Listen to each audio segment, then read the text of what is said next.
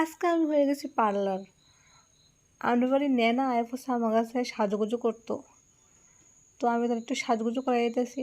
শাড়িটা পরে দিলাম, মুখে একটু মেকআপ করে দিলাম, দিয়ে সে তারে সাজুগুজু করে দিছি। তো তাই তো সাজে খুব খুশি।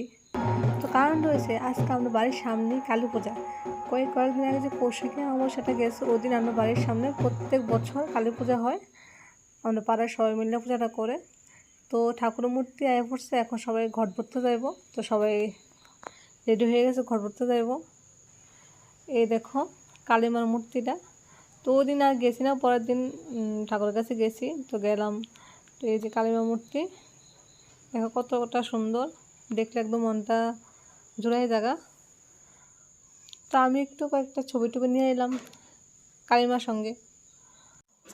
তারপর ধূপকাঠির মধ্যে জ্বালে ঠাকুরের একটু প্রণাম টনাম করে নিলাম, আর ঠাকুরের আশীর্বাদ নিয়ে নিলাম।